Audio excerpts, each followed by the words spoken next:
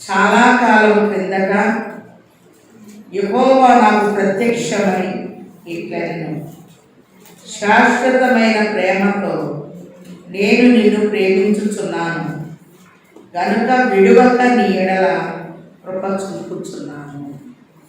ప్రార్థన చేసుకోండి. ప్రేమస్వరూపి అయిన తండ్రి వందనములు. దేవుడు లోకమును ఎంతో ప్రేమించెను అని మేము చదువుకుంటున్నాం. ఈ దినాన నీ ప్రేమలో ఉన్న విలువల్ని గ్రహించగలిగిన జ్ఞానశక్తిని వినేవారికి వివరించే వారికి ఇచ్చి నీ అనంతమైన ప్రేమలో నాయన మమ్ములను నింపివేసి నీ ప్రేమకు పాత్రులుగా ఉండగలిగిన స్థాయిని మాకు దయచేయమని ప్రేమస్వరూపిగా మా మధ్యకు వచ్చి వేసిన యేసు నామములో వేడుకొనుచున్నాము తండ్రి, ఆమేన్. ప్రభునందు ప్రియమైన వారులారా, దేవుని కృపా సమాధానములు సమస్త జ్ఞానములకు మించిన దేవుని సమాధానము తండ్రి మనందరికీ అద్దివేయును గాక. ఈ దినాన ప్రేమికుల దినము అని చెప్తున్నారు. దేవుని యొక్క ప్రేమను బట్టి ప్రేమ అనే 2 అక్షరాలు పరిశుద్ధ గ్రంథం అంతా మిళితమైనట్టు మనం చూస్తూ ఉన్నాం.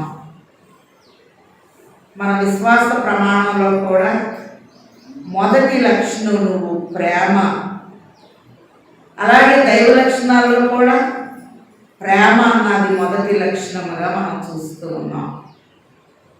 దేవుడు ప్రేమమయుడై ఉన్నాడు.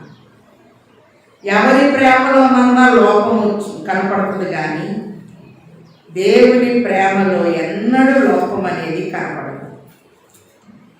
హెబ్రీలు మరి దేవుని వాక్యం వలన ప్రపంచ నిర్మాణమైనదని హెబ్రీ 11:3 చూస్తూ ఉన్నాం.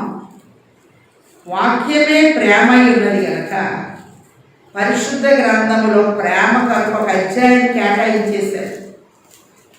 కొరింథీయులకు రాసిన మొదటి పత్రిక 13వ అధ్యాయం అంతా ప్రేమను గురించి ఉంటుంది.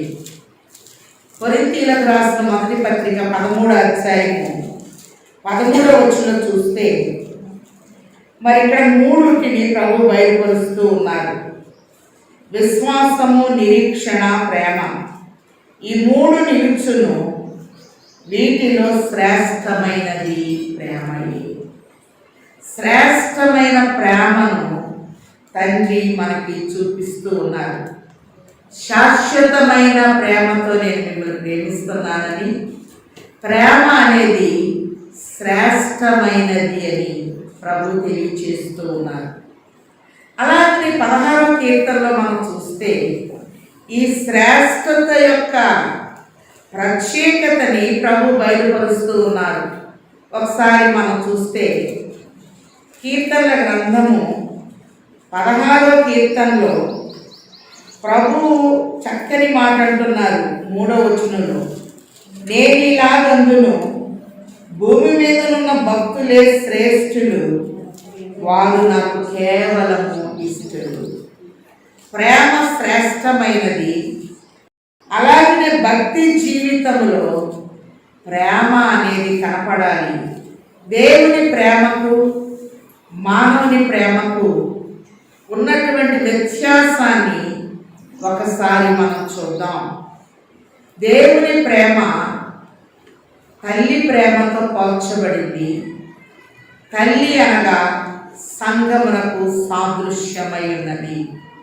సామెతల గ్రంథంలో మనం చూసినట్లయితే మొదటిగా సంఘాన్ని గురించి ప్రభు బయలుపరుస్తూ ఉన్నారు.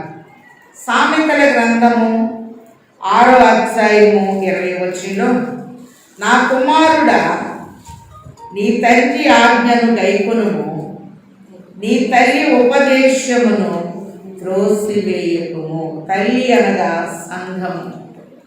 సంఘములో ఉపదేశం అనేది ఉంటుంది, దాన్ని త్రోసివేయవద్దు అని ప్రభు తెలియచేస్తూ ఉన్నారు. యెషయా గ్రంథం 66:13 ప్రభు అంటున్నారు, ఒకని తల్లి వారిని ప్రేమించున్నట్లు నేను మిమ్మును ప్రేమించుచున్నాను లేక ఆదరించుచున్నాను. తల్లి బిడ్డలు ఏం చేస్తుంది? ఆదరిస్తుంది. మనకి తల్లి ఎవరు అంటే సంఘము. అలాగనే తల్లి అనగా దైవ సన్నిధి. మన ప్రభు ఆదరించువాడై ఉన్నారు. నా యొద్దకు వచ్చు వారిని నేనెంత మాత్రమును త్రోసి వేయను అని ప్రభు తెలియచేస్తూ ఉన్నారు. కాబట్టి ఒకరి తల్లి వారిని ఆదరించున్నట్లు నేను మిమ్మల్ని ఆదరించుచున్నాను. కాబట్టి తల్లి ప్రేమ ఎలాంటిది ఒకసారి చూద్దాం. యెషయా గ్రంథము 49వ అధ్యాయములో మనం చూసినట్లయితే, యెషయా గ్రంథము 49వ అధ్యాయము ప్రారంభంలో తల్లి నన్ను ఒడిలో పెట్టుకొనినది మొదలుకొని ఆయన నా నామము జ్ఞాపకము చేసుకొనెను. ఏ పేరు పెడతారో ఇంత ఆలోచించాల.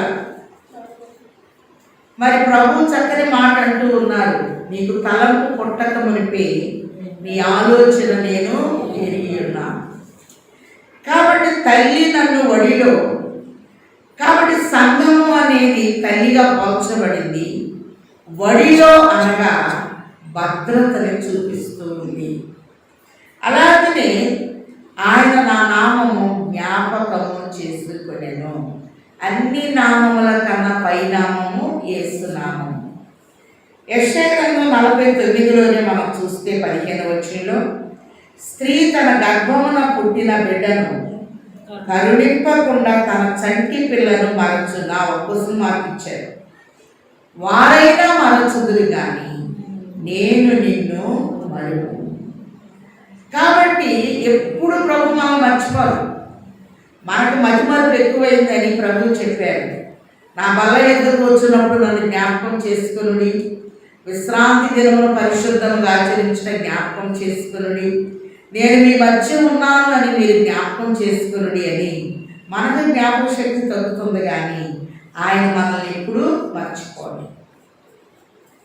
115వ కీర్తన 12వ వచనంలో, ఆయన మమ్మను మర్చిపోలేదు, ఆయన మమ్మను ఆశీర్వదించు. మరవని దేవుడు మన ప్రభు అయి ఉన్నారు. ఆయన నిమిషము కూడా మనల్ని మర్చిపోలేదు. నిన్ను కాపాడువాడు కొనకడు నిద్రపోడు అని ప్రభు తెలియజేస్తూ, అన్ని ప్రేమలను మించిన ప్రేమ దేవుని ప్రేమ. అది సంఘ ప్రేమ. తల్లి ప్రేమతో పోల్చబడినట్లుగా చూస్తూ ఉన్నాం. అలాగే మనం గమనించినట్లయితే పరిశుద్ధ గ్రంథంలో తల్లిదండ్రులకు ఒక ఉన్నతమైన స్థానాన్ని ఇచ్చారు ప్రభు. ఆయన ఆజ్ఞలో ఒక ఆజ్ఞగా, మరి నీవు భూమి మీద దీర్ఘాయుష్మంతుడు వదినట్లు నీ తండ్రిని నీ తల్లిని సన్మానించుము. తల్లి అనగా సంఘము, తండ్రి అనగా దేవుడు. సన్మానించుట అనగా ఆరాధించుటని ప్రభు తెలియచేస్తూ ఉన్నారు. అలాగే ఆయన ప్రేమ కన్నీటితో, ప్రేమతో వచ్చామనుకో కన్నీటిని తుడిచి వేస్తూ ఉంది. ఆదికాండము 21వ అధ్యాయంలో పితామహుడు అబ్రహాం కనపడుతూ ఉన్నాడు. 12వ వచనంలో చూస్తే 21:12లో, నీవు దుఃఖపడవద్దు, మరి ఇస్మాయిల్ని అలగొట్టు అన్నప్పుడు అబ్రహాము మిక్కిలి దుఃఖం కలిగిందట. నీవు దుఃఖపడవద్దు అని ప్రభు తెలియచేస్తూ, ఇతన్ని నేను దీవిస్తాను, ఇతనిలో నుండి రాజులు వస్తారు అని ఆదికాండము 21:12వ వచనంలో అబ్రహాముని ఆదరించి దుఃఖ నివారణ చేసిన దేవునిగా ఉన్నట్టు చూస్తూ ఉన్నాం. వివాహం అన్ని విషయములలో ఘనమైనది అని చెప్పుకుంటాం. అలాగే ఇస్సాకి వివాహము జరిగించి తల్లి గుడారములోని తీసుకుని వచ్చి, మరి ఆదికాండం 24లో మనం చూస్తున్నాం, దుఃఖ నివారణ అనేది చేశారట. అబ్రహాము దుఃఖంలో ఉన్నప్పుడు ప్రభు వచ్చారు, దుఃఖపడవద్దని చెప్పారు. ఇస్సాకి దుఃఖ నివారణ అనేది దేవుడు జరిగించినట్టు మనం చూస్తూ ఉన్నాం. కొండ మీద ప్రసంగం చేస్తూ ప్రభు మత్తయి సువార్త 5వ అధ్యాయము 4వ వచనంలో దుఃఖపడు వారు ధన్యులు, వారు ఓదార్చబడుదు. ఏదన్నా విషయంలో దుఃఖం ఉందేమో ఓదార్పు మనకు ఎవరిస్తారమ్మా? దేవుడిస్తారు. 147వ కీర్తనలో మనం చూస్తున్నాం 3 నుండి చూస్తే, గుండె చెదరిన వారిని బాగు చేయువాడని, వారి గాయములన్నీయు కాటుచున్నవాడని, దేవునికి స్తోత్రము గానము చేయుటయే మంచిది. మనమందరము స్తుతి గానము చేయుటయే మంచిది. ఏదన్నా వేదంతో మన గుండె దెబ్బతిందేమో, నా కుమారుడా నీ హృదయము నాకు ఇమ్ము అని, నీ హృదయంలో కలవరపడనీయకుడి అని తెలియచేస్తూ ఒకే విషయం గురించి పొద్దాన్ని ఆలోచిస్తున్నామేమో. సామెతలు 16 అంటాడు, హృదయాలోచనలు మనుష్యుని వశము, చక్కని ప్రత్యుత్తరం ఇచ్చుట యెహోవా వలన కలుగు. మన హృదయంలో బోల్డ్ ఆలోచనలు వస్తున్నాయి, ఇలా అయితే బాగుంది, అలా అయితే బాగుంది. ఒక క్షణం ప్రభు వైపు చూస్తే చక్కని ప్రత్యుత్తరము, జవాబుని తండ్రి మనకిచ్చువారై ఉన్నారు. కన్నీటితో ఉన్న అబ్రహాము దగ్గరికి వచ్చి ఆదరించింది ప్రేమ.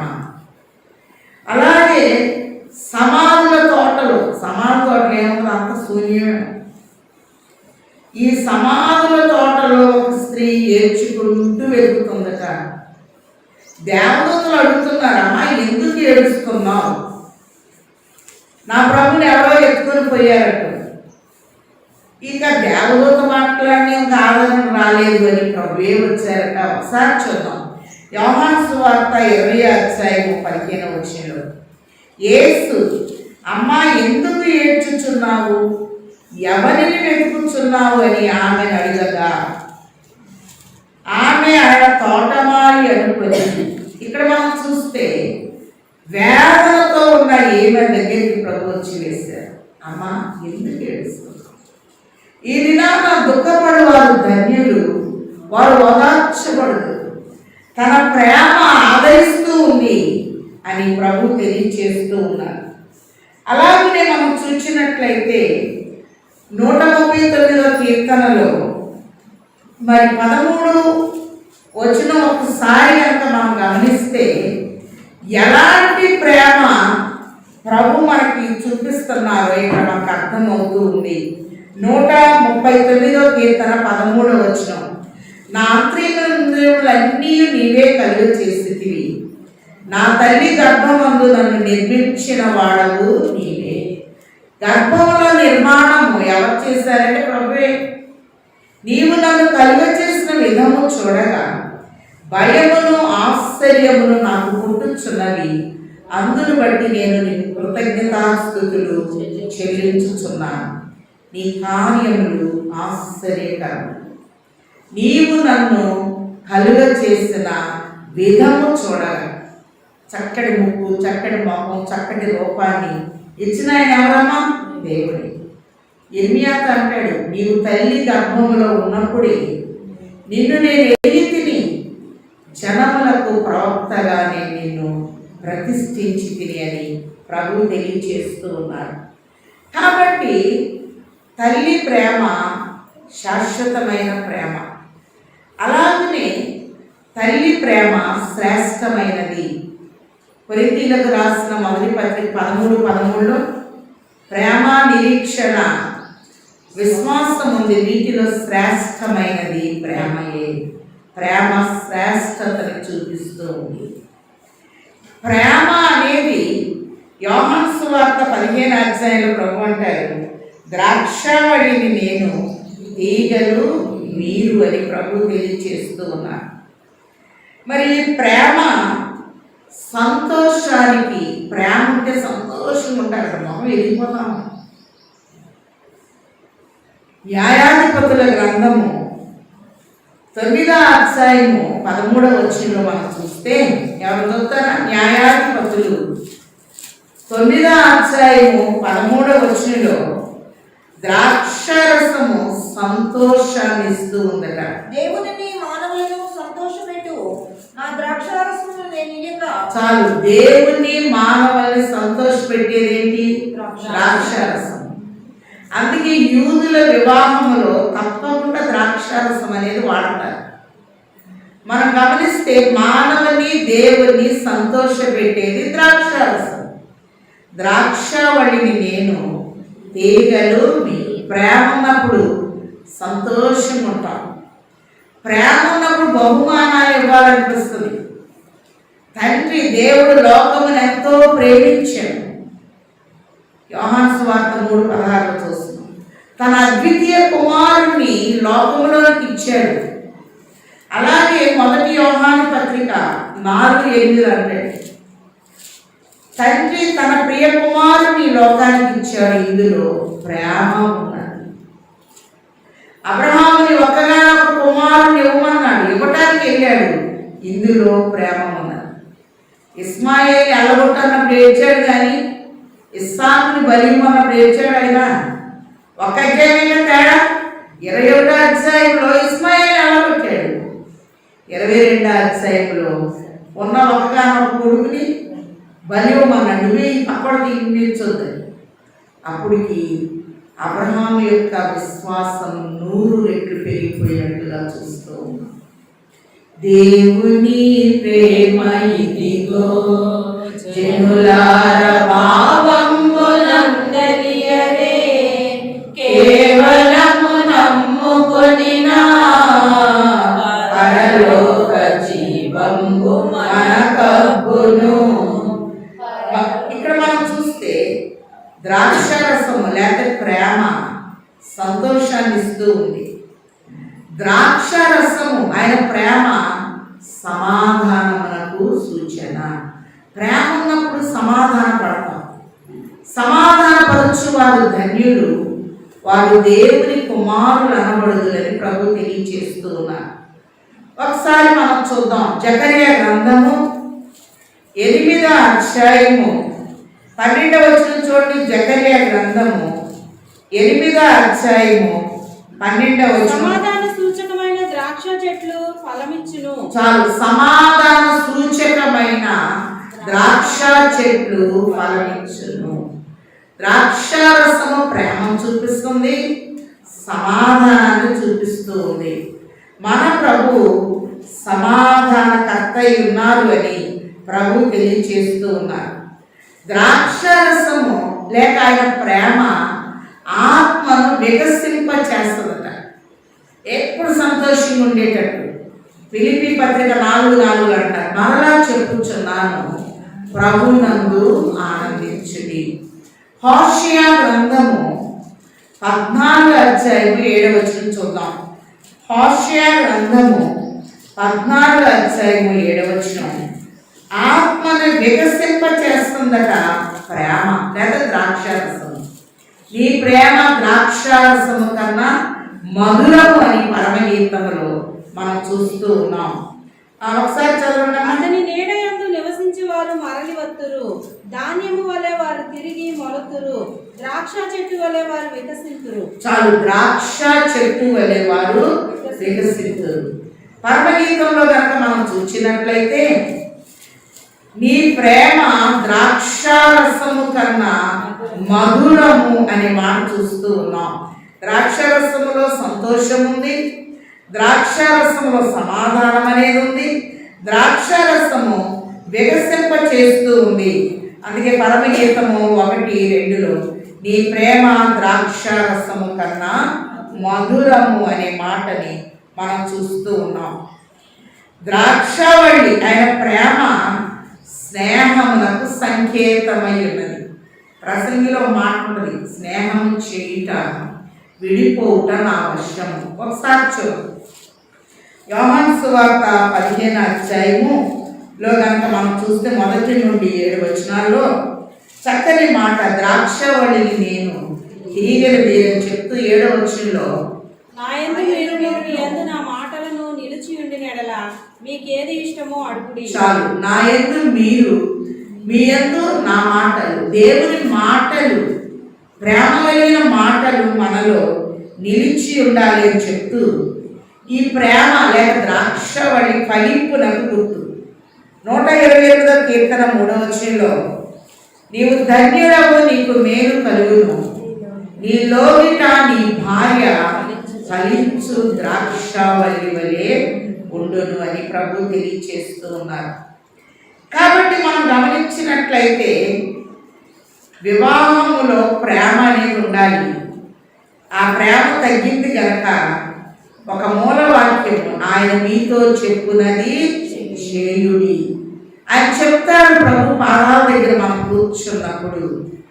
తల్లి ప్రేమ, సంఘ ప్రేమ, శ్రేష్టమైన ప్రేమ, శాశ్వతమైనటువంటి ప్రేమ, మరి అన్నిటిలో ప్రేమ విలువైనది కనుక దేవుడు లోకమునెంతో ప్రేమించాడు.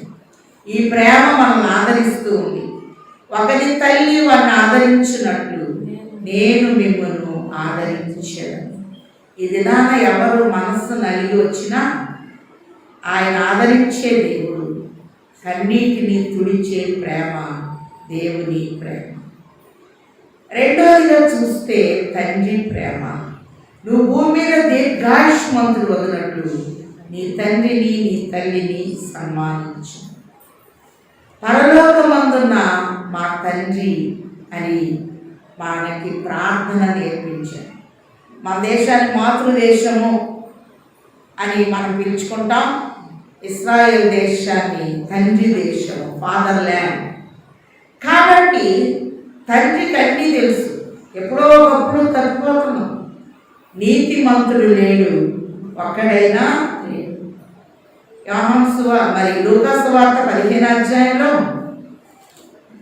తండ్రి దగ్గర ఉన్న ఆస్తి అంతా తీసుకొని ఒక కొడుకు వెళ్ళిపోయాడు. ఆ బిడ్డ మీద బెండ పెట్టుకున్నాడు. ఆ కుమారునికి రావాలి అనే ఆలోచన వచ్చేటట్టు తండ్రి విజ్ఞాపన చేశాడు. ఆ విజ్ఞాపన బట్టి తండ్రి దగ్గరికి వెళ్ళే మనస్సు కుమారునికి వచ్చేసింది. కానీ తండ్రి దగ్గరికి వచ్చేటప్పుడు తండ్రి దూరం నుండి చూస్తూ ఉన్నాడు. ఎంత దూరం అయిపోయాము. అలాగే మనం చూస్తే సామెతలు 25:25లో దప్పికొనిన వారికి చల్లని నీరు ఎట్లుండునో దూరం నుండి వచ్చిన శుభ సమాచారం అట్లుండును. శుభ సమాచారం అందుతుంది, కొడుకు వస్తున్నాడు. వాడు ఇంకా దూరంగా ఉన్నప్పుడే లూకా సువార్తలో కనుక మనం చూస్తే దూరంగా ఉన్నాడు. తండ్రి పరిగెత్తాడా, కొడుకు పరిగెత్తాలా? తండ్రే పరిగెత్తు ఉన్నాడు. కొడుకు యవనస్తులు పరిగెత్తాలి. మరి ఏం చేద్దాం? కొడుకు పరిగెట్టాల్సింది పోయి తండ్రి పరిగెత్తు ఉన్నాడు. లూకా సువార్త 15:20లో వాడు ఇంకా దూరంగా ఉన్నప్పుడు తండ్రి వాడిని చూచి కనికరపడి పరిగెత్తింది ఎవరు? తండ్రి కొడుకు? తండ్రి పరిగెత్తాడు. మాసిలమణి గారు పాట రాస్తూ నా తండ్రి నన్ను చూచి పరుగెడుచు ఏడ్చి నాపై పడి ఏడ్చెను, నవజీవమును కూర్చి ఇంటికి తోడ్కొని వెళ్ళి నన్ను దీవించెను. నా జీవిత కథ ఎంత యేసు ప్రేమకు ధరలో సాక్ష్యమయ్యుండును. మార్గము చూపుము ఇంటికి, నా తండ్రి ఇంటికి, మాధుర్య ప్రేమ ప్రపంచము చూపించు కంటికి. దూరంగా ఉన్నప్పుడే ఇంకా తండ్రికి మనం దూరంగా ఉన్నామే. శిలువ ధ్యానాల్లో మనం ప్రవేశింపబోతూ ఉన్నాం. ఎఫెసీయులకు రాసిన పత్రిక 13-14 వచనాల్లో మునుపు దూరస్తులై ఉన్న మీరు ఇప్పుడు క్రీస్తు యేసునందు సమీపస్తులై ఉన్నారు. దూరంగా ఉన్న మనల్ని సమీపానికి తీసుకురావటానికి తండ్రి తన ప్రియ కుమారుని లోకములోకి పంపించారు. ఇందులో ప్రేమ ఉన్నది, అనే మాటని మనం చూస్తూ ఉన్నాం. లూకా సువార్త 15వ అధ్యాయము 20వ వచనంలో వాడు ఇంకా దూరముగా ఉన్నప్పుడు తండ్రి వాడిని చూచిన దేవుడు, 2 కనికరపడిన దేవుడు, 3 పరిగెత్తిన దేవుడు, 4 వాని మెడ మీద పడి ముద్దు పెట్టుకోను. నుదుటి మీద కూడా ముద్దు ఉంటుంది, మెడ మీదే ఎందుకు పెట్టుకున్నాడు? సామెతల గ్రంథము 3లో మనం చూస్తే, నా కుమారుడా నా ఉపదేశమునకు చెవియొద్దు అని చెప్తూ మొదటి 3 వచనాలను చూస్తే, దయను సత్యమును ఎన్నటినీ విడిచిపెట్టకము, వాటిని నీ కంఠ భూషణముగా ధరించుకొనుము. మెడలో ఆభరణం ఏం చూపిస్తుందంటే దయ, సత్యము. మన తండ్రి దయగలిగిన వాడు, సత్యములో నడిపిస్తాడు. అందుకే నా పిల్లలు సత్యమును అనుసరించి నడుచుకొనుచున్నారని వినుట కంటే నాకు ఎక్కువైన సంతోషము లేదు. అందుకే ప్రభు చెప్పారు యోహాను సువార్త 14:5-6 వచనాల్లో, నేనే మార్గమును సత్యమును జీవమునై ఉన్నాను. కాబట్టి దయను సత్యమును తండ్రి దయగలిగిన వాడు. ఏ తక్కువైందని వెళ్ళిపోయాడు? తప్పిపోయిన కుమారుడి కథ మనకు తెలుసు. ఇందులో ఉన్న నీతి ఏంటంటే బయట లోపలికి వచ్చాడు, లోపల బయటకు వెళ్ళిపోయాడు. ప్రభుని మనలో పెట్టుకున్నప్పుడు ప్రభుకి ఇష్టము లేని అలవాట్ల ఆలోచనలన్నీ బయటకు వెళ్ళిపోతాయి. అలాగనే 1 చూచిన దేవుడు, 2 కనికరపడిన దేవుడు, 3 పరిగెత్తిన దేవుడు. మెడ అనేది మెడ దగ్గర నుంచి భుజం వస్తుంది. ఆయన భుజము మీద రాజ్యభారం ఉండేది అనే మాట చూస్తున్నాం. ముద్దు అనేది అంగీకారానికి సూచన. మరి కుమారుడు వచ్చాడు అంటే పాప క్షమాపణ జరగాలి అంటే రక్తము చిందించకుండా పాప క్షమాపణ అనేది జరగదు. కాబట్టి ఎట్లన్నా తండ్రి ముద్దాడుతాడు కానీ ఇతరులు చూసి అబ్బాయి మీ అబ్బాయి ఎందుకు మురికున్నాడంటే ఏమో బాగుందా? 21వ వచనంలో మరి పాపపు తప్పుదాలు ఎప్పుడైతే చేశాడో నీకు విరోధంగా నేను పాపము చేసిందని ఒప్పుకున్నాడు. ఈ ఒప్పుకోలు బట్టి తండ్రి ఏం చేస్తున్నాడు అంటే ప్రశస్త వస్త్రం త్వరగా తెచ్చి వీని కట్టి వీని చేతికి ఉంగరము పెట్టి ప్రశస్త వస్త్రము అనీతి వస్త్రమెడలించెను యేసునాథు రక్తమున ముంచెను వినూత్న యాత్రమెదను నియన్నడు గణన్విదన్ ప్రేమ నాకు చూపెను యెహోవా నా మొరలాలించెను తన మహాదయను నన్ను గణించెను. ప్రశస్తమానమైన వస్త్రము. జకర్యా గ్రంథం 3వ అధ్యాయంలో కుడివైపున దేవదూత నిలబడాలి, సైతం వచ్చి నిలబడిందట.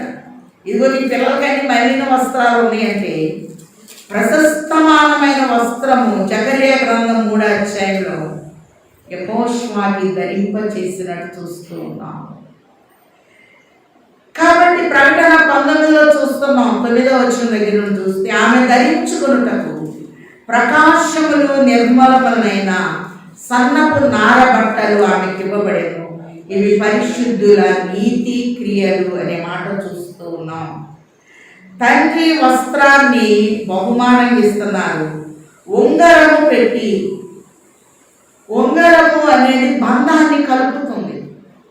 యోబు గ్రంథం 42వ అధ్యాయంలో దుఃఖంలో ఉన్నప్పుడు ఎవరు రాలా, దేవుడు ఆశీర్వదించిన తర్వాత ఒక్కొక్కరు ఒక్కొక్క వరహాలు ఒక్కొక్క బంగారు ఉంగరాన్ని తీసుకొచ్చి ఇచ్చారండి. ఎప్పుడు దేవుడు దీవించి అన్నీ ఇచ్చిన తర్వాత తప్పిపోయిన కుమారుని బంధము కలుపుతూ ఉంగరం పెట్టి పాదములకు చెప్పులు తొడిగించి. ఎఫెసీలకు రాసిన పత్రిక 6వ అధ్యాయం 15 నుండి మనం చూస్తే సమాధాన సువార్తని జోడు తొడుగుకొనుడి అని ప్రభు తెలియచేస్తున్నారు. సమాధానపరచువారు ధన్యులు, వారు దేవుని కుమారులు అనబడుదురు అనే మాటలు మనం చూస్తాం. చెప్పులు తొడుగుట అనగా సమాధానానికి సంకేతం.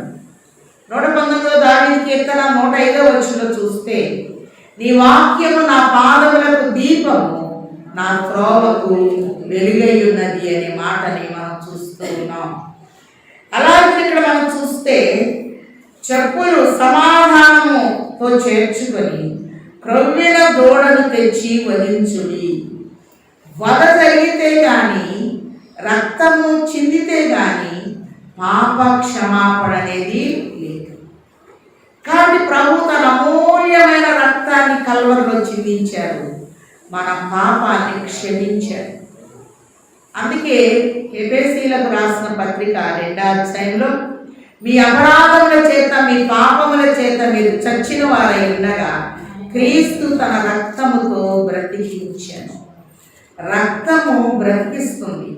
అందుకే లేవియాకాండం 17:17 రక్తము ప్రాణము గనక రక్తమును తినకూడదు అని ప్రభు తెలియజేస్తూ ఉన్నారు. సిలువలో నాకై కార్చెను యేసు రక్తము, శిలనైన నన్ను మార్చెను యేసు రక్తము, యేసు రక్తము, ప్రభు యేసు రక్తము, అమూల్యమైన రక్తము, యేసు రక్తము, అమూల్యమైన రక్తము, యేసు రక్తము. పాప క్షమాపణ అనేది ఈ రక్తము ద్వారా జరిగినట్లుగా మనం చూస్తున్నాం. అలాగనే భయపడే వారిని ధైర్యపరుస్తుంది ఈ తండ్రి ప్రేమ. నేనున్నాను అని చెప్తే అంత ధైర్యము. ప్రభు పునరుద్ధారణై లేచిన తర్వాత తల్లిదండ్రులు వేసుకుని కూర్చున్నారు శిష్యులు. ప్రభు వచ్చారు. ధైర్యం చెడిన వారిని ధైర్యం ఇచ్చే ప్రేమ తండ్రి ప్రేమ. లూకాసు సువార్త 24వ అధ్యాయము 36 ఆయన వారి మధ్యన నిలిచి, మీకు సమాధానం అవునుగాకని వారితో అనెను. వారు దిగులు పడి భయాక్రాంతులై భూతము తమకు కనబడేదని తలంచి, అప్పుడైనా మీరెందుకు కలవరపడుచున్నారు? మీ హృదయములలో సందేహము పుట్టనేలా. ప్రభు లేనప్పుడు కలవరం అనేది వస్తుంది. ఆయన ఉన్నప్పుడు ధైర్యంగా మనం ఉంటాం. నీతిమంతులు సింహము వలె ధైర్యముగా ఉంటారు. పిరికి వారు ఆయన రాజ్యమునకు అర్హులు కాదు. కలవరంలో ఉన్న వారిని ధైర్యపరిచినది తండ్రి ప్రేమ.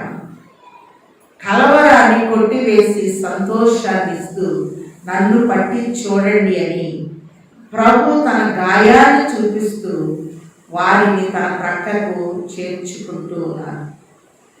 అలాగనే యోహాను సువార్తలో కూడా 20వ అధ్యాయంలో ప్రభు వచ్చారు.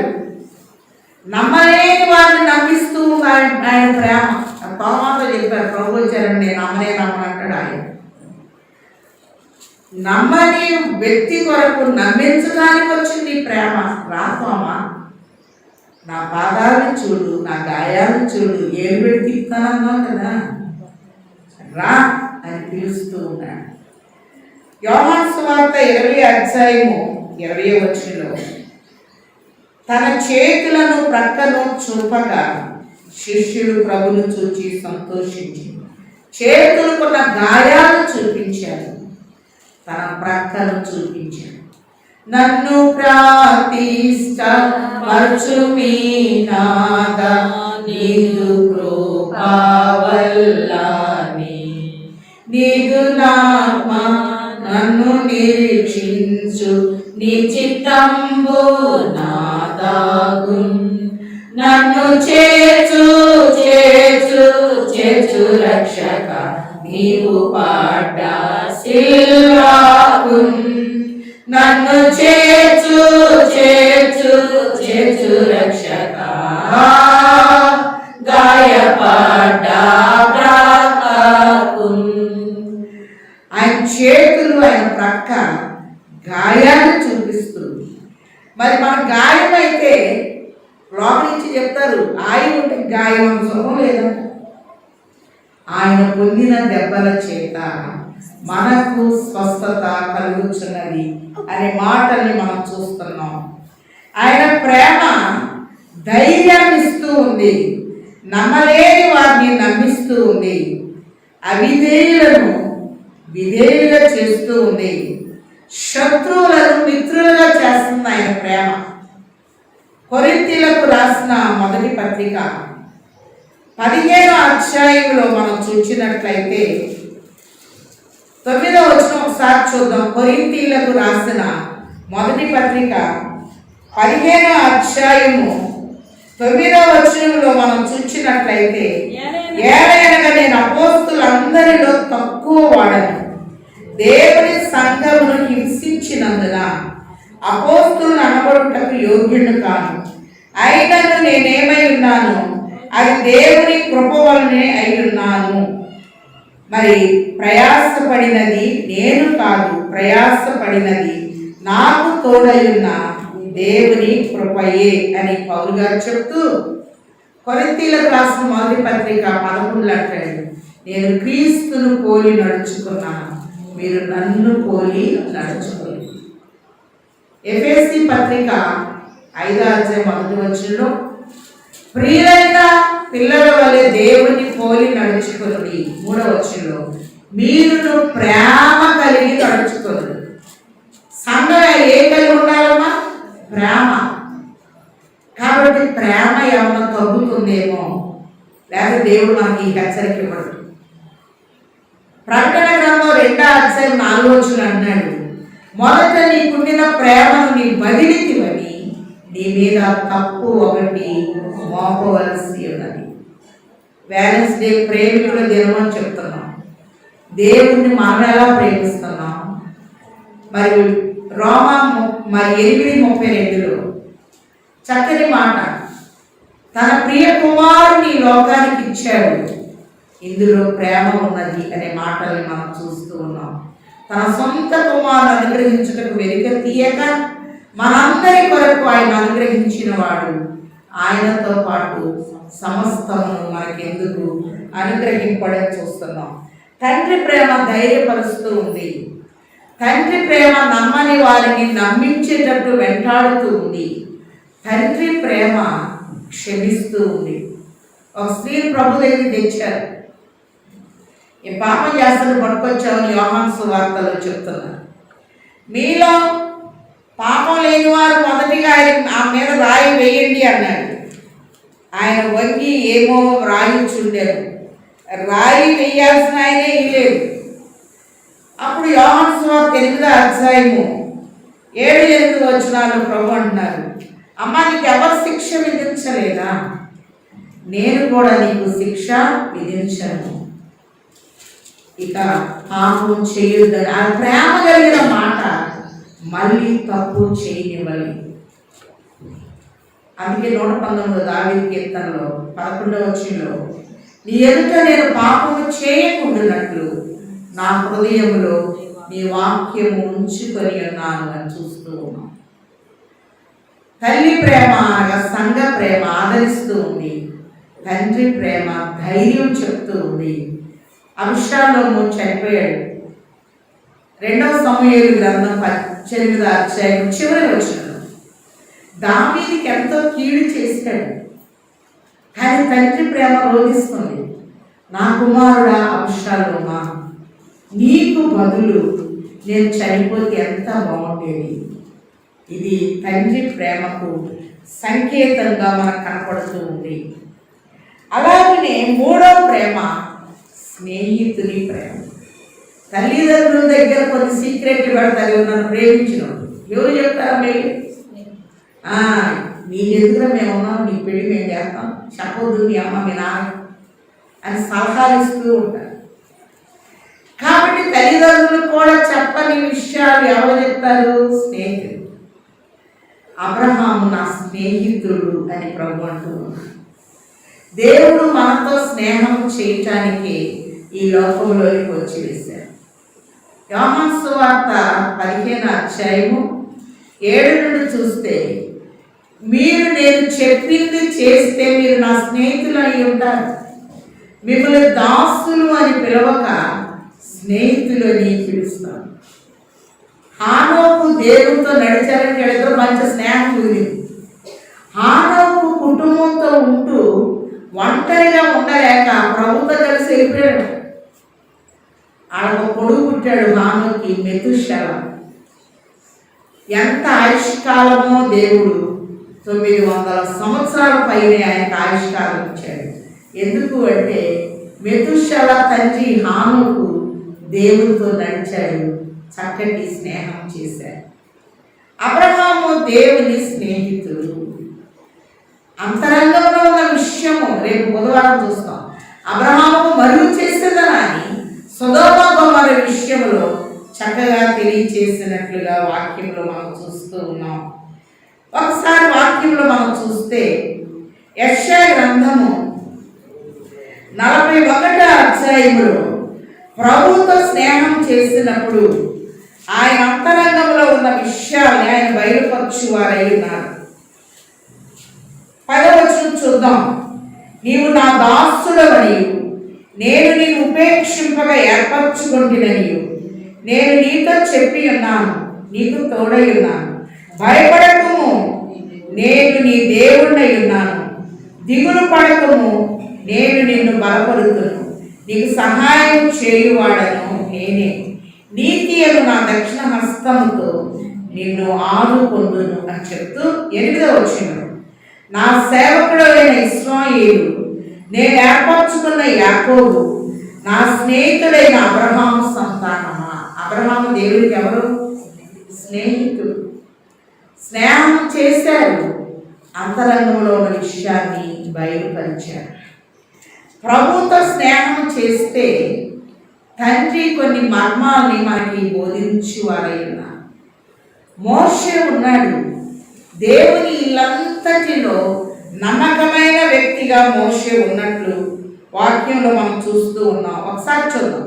నిర్గమకాండము 33వ అధ్యాయంలో కనుక చూస్తే 11వ వచనంలో చెప్తారా నన్ను చెప్పమంటారు. నిర్గమకాండము 33వ అధ్యాయము. మనుష్యుడు తన స్నేహితుడితో మాట్లాడినట్లు యెహోవా మోషేతో ముఖాముఖిగా మాట్లాడుచుండెను. చాలు, మనుష్యుడు తన స్నేహితునితో మాట్లాడినట్లు యెహోవా ముఖాముఖిగా మరి మోషేతో మాట్లాడుతూ ఉన్నాడు. మోషే దేవునితో స్నేహం చేయటం మొదలుపెట్టాడు. అంత మాత్రమే కాదు, ఎక్కడ మనకి ప్రతికూలం అనుకూలం కాని స్థలంలో అనుకూలమైన ఏర్పాటు చేస్తాడు దేవుడు. ఇశ్రాయేలు మొదటి రాజు సౌలు కుమార్తెనిచ్చి దావీదుని పెళ్లి చేసి ఎలాగైనా దావీదు లేకుండా చేయాలనుకున్నాడు.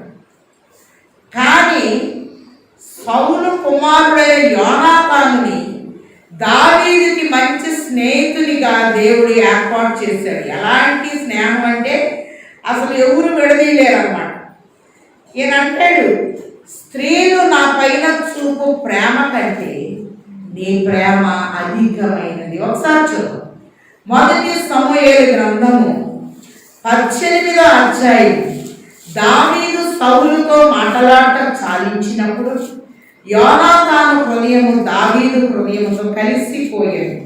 యోనాతాను దావీదును తన ప్రాణ స్నేహితునిగా భావించుకొని అతన్ని ప్రేమించాడు. ఎలాంటి స్నేహితునిగా భావించాడంటే ప్రాణ స్నేహితునిగా. సహజంగా రాజకుమారులకి ఏముంటుందంటే రాజకాంక్ష అనేది ఉంటుంది. రాజు తర్వాత కొడుకు రాజు. ఎంత గొప్ప స్నేహం అంటే మొదటి సమూయేలు గ్రంథము 28వ అధ్యాయంలో సీక్రెట్స్ అన్ని చెప్తున్నాడు. మా నాన్న నిన్ను చంపేయాలనుకుంటున్నాడు, నువ్వే రాజ్యానికి వస్తావని. మొదటి సమూయేలు గ్రంథం 23వ అధ్యాయము 16వ వచనం. అప్పుడు సౌలు కుమారుడైన యోనాతాను లేచి వనములో ఉన్న దావీదు వద్దకు వచ్చి, నా తండ్రి అయిన సౌలు నిన్ను పట్టుకున్న జాలాడు, నువ్వు భయపడవద్దు, నువ్వు ఇశ్రాయేలీయులకు రాజు అవుదు, నేను నీకు సహకారి నవ్వు. నువ్వు రాజు అయితే నీకు సేవకుండా అవుతా, నీకు సహకారి నీ పనులు చేస్తాను అన్నాడు. ఏ రాజకుమారుడన్నా అంటాడమ్మా మాట? దావీదే రాజు కొడుక, గొర్రెలు కాసుకున్నాడు. కానీ ఈ స్నేహము రాజరికానికి తీసుకెళ్ళింది. నువ్వు రాజు అవుతావు, నీకు నేను సహకారి అవుతాను, నువ్వు భయపడవద్దు అని ఈ స్నేహము ధైర్యం చెప్తూ ఉంది. అలాగనే మంచి స్నేహితులుండుట ఆశీర్వాదకరము అని ప్రభు తెలియజేస్తూ ఉన్నారు. ఒకసారి చూద్దాం. సామెతల గ్రంథము 17వ అధ్యాయము, సామెతల గ్రంథము 17వ అధ్యాయము 17వ వచనంలో చూస్తే స్నేహము యొక్క విలువ చెప్తూ ఉన్నారు. నిజమైన స్నేహితుడు విడువక ప్రేమించును. నిజమైన స్నేహితుడు విడువక ప్రేమించును. దుర్దశలో అట్టివాడు సహోదరుడుగా చాలు. కష్ట సమయంలో అతడు సపోర్టుగా నిలబడతారు అని ప్రభు తెలియజేస్తూ ఉన్నారు, దుర్దశ కలిగినప్పుడు. కాబట్టి మన స్నేహాలు ఎలా ఉన్నాయి? ఈ రోజు నుండి రేపు విడిపోయే స్నేహం కలిగి ఉన్నాము. వాక్యంతో స్నేహం కలిగి ఉండాలి, సంఘముతో స్నేహం కలిగి ఉండాలి. మరి అపోస్తుల కార్యాలు 2:42లో చూస్తే వీరు అపోస్తుల బోధ యందును సహవాసమందును రొట్టె విరుచుట యందును ప్రార్థన చేయుట యందును ఎడతెగక ఉండేది. ఎడము అనేది రాకుండా చక్కగా మరి అన్ని విషయాలు వర్ధిల్లినట్లుగా మనం చూస్తూ ఉన్నాం. కాబట్టి ఎవరితో స్నేహం చేస్తూ ఉన్నాం? పరిశుద్ధ గ్రంథముతో స్నేహం ఉంటే రోజు ప్రభు గ్రంథంలో నుండి మనతో మాట్లాడుతూ ఉంటారు. ఆదియందు వాక్యం ఉండేను, వాక్యము దేవుని యొద్ద ఉండేను, వాక్యమే దేవుడై. వాక్యములో నుండి ప్రభు మనతో మాట్లాడతారు. మరియు దైవాజ్ఞాయున్న పరిశుద్ధ శాస్త్రము చూచి, మరియు దైవాజ్ఞాయున్న పరిశుద్ధ శాస్త్రము చూచి పురియుచురే కళ్ళు స్మరించుచుండు నతడు ధన్యుడు దేవా మానవుడు ధన్యుడు. నాలుగోది ఆయన ప్రేమ, వైద్యుని ప్రేమ. ఏదేదో తోటలు ఒకరికి సర్జరీ చేయాలంటే కనీసం 3 డాక్టర్లు ఉండాలి. జనరల్ సర్జన్ ఉండాలి, ఎనస్థీషియా మత్తుమంది ఇచ్చేవాళ్ళు ఉండాలి, ఆ ఆపరేషన్కు స్పెషలిస్ట్ ఉండాలి. ఎక్కువ మంది ఉంటారు, కనీసం 3 ఉండాలి. త్రిత్వము ఏకీభవించింది ఏదేదో తోటలో. తండ్రి, కుమార, పరిశుద్ధ. మట్టి ఆయన చేతిలో మాంసంగా మారిపోయింది. మానవ నిర్మాణం చేశారు. లూకాసు సువార్త 3వ అధ్యాయము చివరి వచనంలో చూస్తే అంటే 38వ వచనంలో ఆదాము దేవుని కుమారుడు. ఆదాముకి తల్లిదండ్రులు ఎవరు? దేవుడే. దేవుని కుమారుడు తన పోలికలో, తన స్వరూపముతో, తన ఊపిరిచ్చి, తన రక్త మాంసాలిచ్చి, తన ప్రతిరూపాన్ని చేసుకున్నారు ప్రభు. అందుకే గలతీ 4:19లో మాట ఉంది. గలతీలకు రాసిన పత్రిక 4:19, క్రీస్తు స్వరూపం మీ అందు ఏర్పడి వరకు మీ విషయమై నాకు ప్రసవ వేదన కలుగుతున్నది. ఆయన స్వరూపంలోనికి, ఆయన రూపంలోనికి మనం మార్చబడాలి అని ప్రభు తెలియచేస్తూ మంచి వైద్యుడు ఎవరు అంటే ప్రభువే. కాబట్టి ఈ వైద్యుడు మనం చూసినట్లయితే యెషయా 53లో ఒకసారి చదవండి 6-7 వచనాలు. యెషయా గ్రంథము 53వ అధ్యాయములో మనం చూసినట్లయితే మనమందరము గొర్రెల వలె త్రోవ తప్పిపోతిమి, మనలో ప్రతి వాడును తనకిష్టమైన త్రోవకు తొలిగెను. యెహోవా మన అందరి దోషమును అతని మీద మోపెను, అతడు దౌర్జన్యము నొందెను, బాధింపబడినను అతడు నోరు తెరవలేదు. వదకు తేబడి గొర్రె పిల్లయు, బొచ్చు కత్తిరించి వాని ఎదుట గొర్రెయు మౌనంగా నుండినట్లు అతడు నోరు తెరవలేదు. చాలు, ఆయన ఎదురు చెప్పలేదు. మంచి వైద్యుడు. మలాకి 4:2లో నీతి సూర్యుడు నీ మీద ఉదయించును, అతని రెక్కలు మీకు ఆరోగ్యమును కలగచ్చు. వాక్యం వింటే బాగైపోతున్నాం. నిర్గమాకాండము 15వ అధ్యాయము 26వ వచనం చూస్తే, నీ దేవుడైన యెహోవా వాక్యము శ్రద్ధగా విని మరి ఆయన ఆజ్ఞలను విధులను గైకొనే ఎడల ఐగుప్తీలో కలుగ చేసిన రోగములలో ఏది మీకు రానియను. నిన్ను స్వస్థపరచు యెహోవాను నేనే. రోగాలన్నీ పుట్టిల్లు ఐగుప్తు. ఇదివరకు ఐగుప్తు దోమ పుడితే చికెన్ గునియా వచ్చిందా లేదా? కాబట్టి ఆ దోమకే శక్తి కోల్పోయినట్లుగా మనం ఉన్నాం. ఐగుప్తీలు కలుగ చేసిన రోగములను ఏది మీకు రానియను.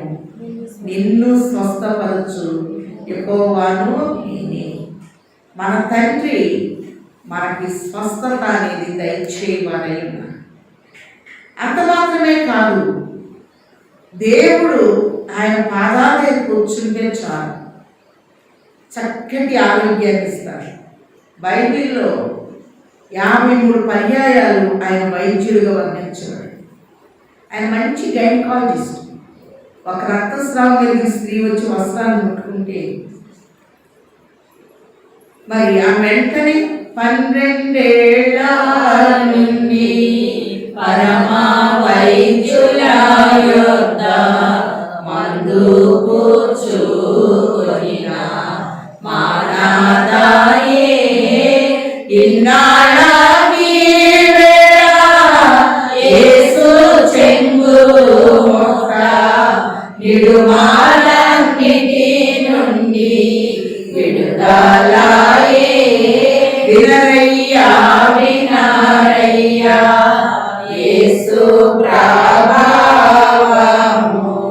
కనరయ్యా క్రీస్తుని ఘనకార్యము. కాండం 32వ అధ్యాయం 29లో మృతిలో నిలిచువాడను బ్రతికించువాడను నేనే, గాయము చేయువాడను గాయము మాన్పువాడను నేనే అన్నారు. ఇర్మియా 30:17లో నీకు ఆరోగ్యము కలుగ చేసేదను అని ప్రభు తెలియచేస్తూ ఉన్నారు. 5వ ప్రేమ సహోదరుని ప్రేమ. ఈ సహోదరు ప్రేమను కాదు. కయ్యూని హేబేలు ఏమవుతారమ్మా? ఒక తల్లి గర్భాన్ని పుట్టినోడు ఎంత కోపాలు వచ్చినాయి, చంపుకుని అంత పగ వచ్చింది. నేను ఎప్పుడు చెప్తుంటా, మంచి చెడ్డలని పండు తిన్నారు కనుక ఒక మంచి కొడుకు చెడ్డ కొడుకు. దేవునికి ఇచ్చే విషయంలో కూడా ఇక్కడ పోరాటమే కనపడుతూ ఉంది. హేబేలు రక్తము నేలలో నుండి మొరపెడుతుంది. హెబ్రీ 11లో చూస్తున్నాం. యేసు రక్తము సిలువలో నుండి క్షమాపణ అనేది కోరుతుంది. వీరలను క్షమించు తండ్రి కోరికిటులా నిన్ను చంపు క్రూర జనులకై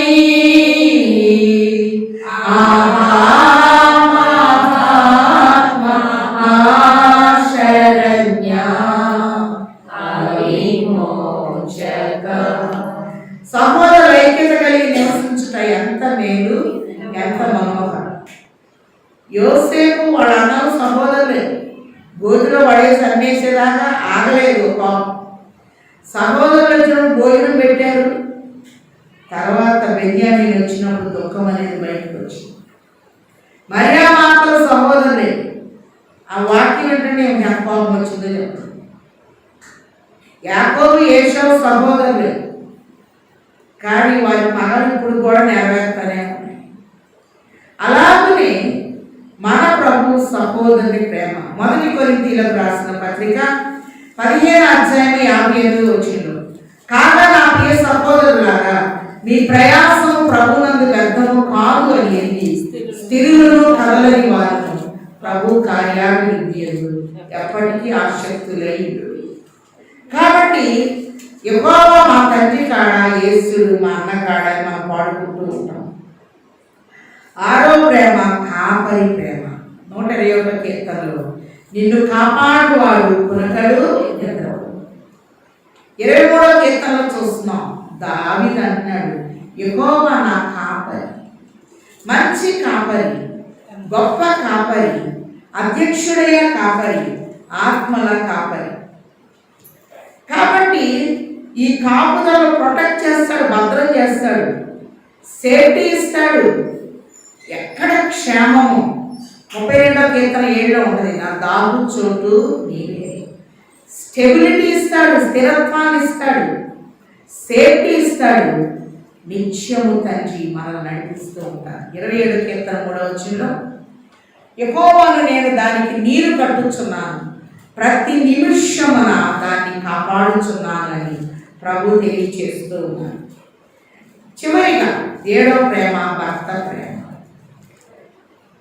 మరి ఆయన అంటున్నాడు, పురుషులారా మీ భార్యలను ప్రేమించుడి, భార్యలారా మీ భర్తలకు లోబడి ఉండు. ఈ సూత్రం కనుక పాటిస్తే లోబడి ఉంటే చిక్కే లేదు.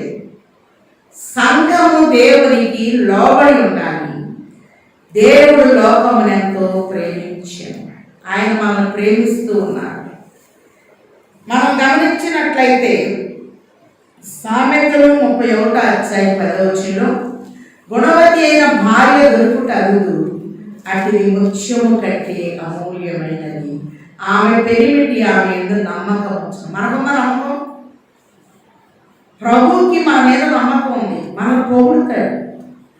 అలాగే 31 మరి సామెతలు 31:28-29లో చూస్తే, చాలా మంది ప్రతివ్రత ధర్మం అనుసరించి ఉన్నారు, కానీ వారందరినీ మించిన దానవని ఆమె పెనిమిటి ఆమెను పొగుడును.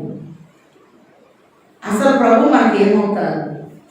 పరమగీతం 2లో మనం చూస్తే, అతడు నావాడు నేను అతని దానని 2:16 కనపడుతూ ఉంది. ప్రభు ప్రేమ యెషయా 54:4లో, నిన్ను సృజించిన వాడు నీకు భర్త అయి ఉన్నారు అని ప్రభు తెలియజేస్తున్నారు. భర్త అనగా భారము భరించువాడు. ఎలాంటి భారంతో మనం వచ్చినా చక్కగా తీసేస్తాం. కీర్తనలు అంటాడు, నీ భారము యెహోవా మీద మోపుము, నీ ఉద్దేశములు సఫలము. దేనిని గురించి చింతించొద్దు, రేపటి గురించి చింతించొద్దు. ప్రభు మీద మనం ఆధారపడితే చాలు, ఏ సమయానికి ఏమి ఇవ్వాలో ఆయన ఇస్తాడు. బైబిల్లో 52 ప్రేమలు ఉన్నాయి, ప్రాముఖ్యమైన 7 ప్రేమలు. 1 తల్లి ప్రేమ లేక సంఘ ప్రేమ, 2 తండ్రి ప్రేమ, 3వదిగా మనం చూసినట్లయితే స్నేహితుని ప్రేమ, 4వది సహోదరుని ప్రేమ, 5 వైద్యుని ప్రేమగా మనం చూస్తున్నాం, 6 కాపరి ప్రేమ, 7 భర్త ప్రేమగా చూస్తూ ఉన్నాం. నిన్ను సృజించిన వాడు నీకు భర్త అయి ఉన్నాడు.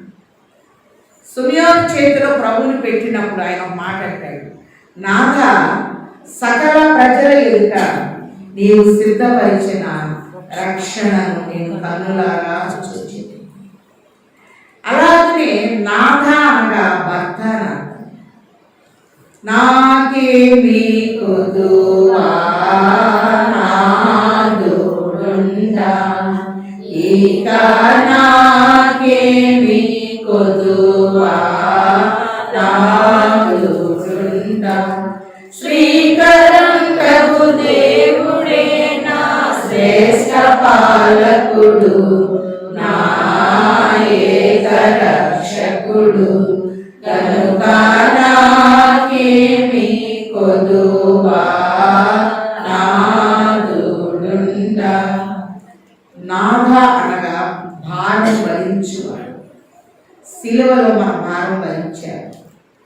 మనం చూస్తే అనుదినము ఆయన మన భారాన్ని భరిస్తూ ఉన్నారు కనుక మరి నీ భారము యెహోవా మీద మోపుము, నీ ఉద్దేశములు సఫలమగును అని యెషయా 55:22లో చూస్తున్నాము కనుక అట్టి తండ్రికి మన భారాన్ని అందించి, తల్లి ప్రభువే, తండ్రి ప్రభువే, కాపరి ప్రభువే, సహోదరుడు ప్రభువే, అన్ని ప్రేమలు దేవుల్లోనే ఉన్నాయి. మనకు అర్థం అవడానికి మరి రక్త సంబంధాలు ఇచ్చాడు దేవుడు, కాపర్లు ఇచ్చాడు దేవుడు, వైద్యులు ఇచ్చాడు దేవుడు, అన్నీ మన కొరకు దేవుడు ఏర్పాటు చేశాడు. అన్ని ఇచ్చిన దేవుడు తండ్రిని విడిచి మనల్ని ప్రేమించడానికి వచ్చారు కనుక ఈ దినాన ప్రభుని మనం ప్రేమిస్తూ శాశ్వతమైన ప్రేమతో ఆయన మనల్ని ప్రేమిస్తూ దేవుడికి లోబడి ఉండు అని తెలియజేస్తున్నారు. అలాగే పురుషులారా మీ భార్యలను ప్రేమించే ప్రభు యొక్క పాదాల దగ్గరికి వచ్చి ఆయన ప్రేమను పొందగలిగిన స్థితిని ఆయన బిడ్డలమైన మనకు తండ్రి ముమ్మరముగా దయచేయును గాక. ఆమేన్. ప్రేమ స్వరూపి వెళ్ళిన తండ్రి వందనములు. దేవుడు లోకమును ఎంతో ప్రేమించాడు. దుఃఖపడిన వారిని ఆదరించింది నీ ప్రేమ. ధైర్యం చేయని వారిని ధైర్యించింది నీ ప్రేమ. నమ్మని వారిని నమ్మేటట్టు చేసింది నీ ప్రేమ. నాయన పాపం చేసిన వారిని క్షమించింది నీ ప్రేమ. నాయన దొంగల్ని సైతము నీ ప్రేమ రక్షించింది నాయన. అటు నీ ప్రేమకు పాత్రులుగా మమ్మల్ని నిలిపి నడిపించి వేయమని ప్రేమస్వరూపిగా మా మధ్యకు వచ్చి వేసిన యేసు నామములో వేడుకొచ్చున్నాము తండ్రి. ఆమేన్. మరి మన మధ్య మా ప్రియమైన తమ్ముడు మరి అమెరికా నుంచి వచ్చిన శ్రీనివాసు గారు ఉన్నారు. ప్రభువుల పేరు డానియేల్.